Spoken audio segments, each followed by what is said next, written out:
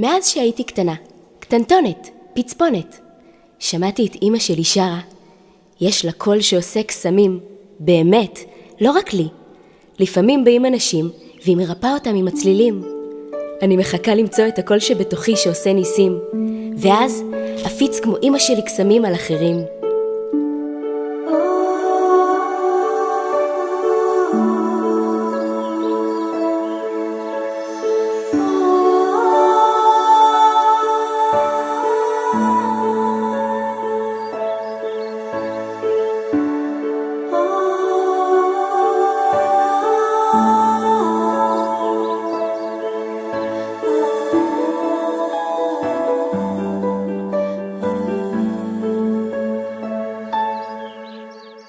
בוקר טוב מופיע, שמש כבר עולה, יום חדש הגיע עם צלילים של התחלה. בוקר טוב אמא. בוקר טוב ילדה שלי. זמן להתעורר כבר מהמיטה, לקום, יום חדש הגיע, יום מתוק, יום קסום, יום מתוק, יום קסום. היום זה היום, חלמתי על זה כל הלילה. היום אני מתחילה את המסע שלי, אני כל כך מתרגשת. גם אני מרגישה שהגיע הזמן. זה בוקר, בוקר, בוקר, בוקר טוב.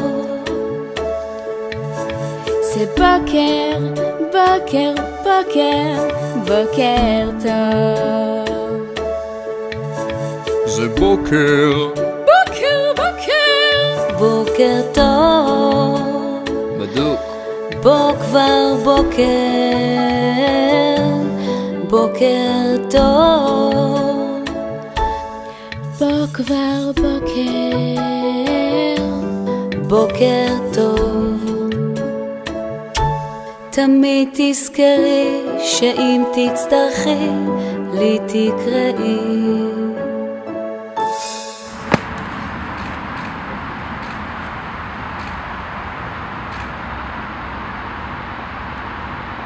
היי, קוראים לי לונה. איך קוראים לך? אור. אור, למה את נראית עצובה? אף אחד לא רוצה לשחק איתי. אף אחד? אני רוצה לשחק איתך. את רוצה שאני אראה לך משהו ממש ממש מדליק?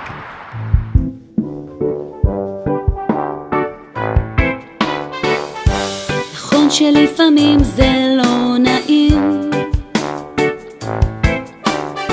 שלשחק איתי לא מסכימים, אבל אני זוכר, זה רגע שעובר ואז חוזר לי לשחק קצת עם עצמי. ואם אני מביט קצת לצדדים, רואה סביבי עוד ילדים,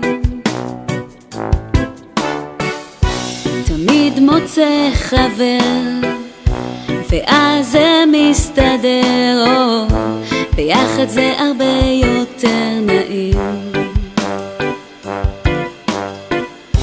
אז גם אם לפעמים אני עצוב, יודע שמאוד מאוד חשוב לזכור שעוד מעט זה יעבור, לדעת בתוכי תמיד יש אור.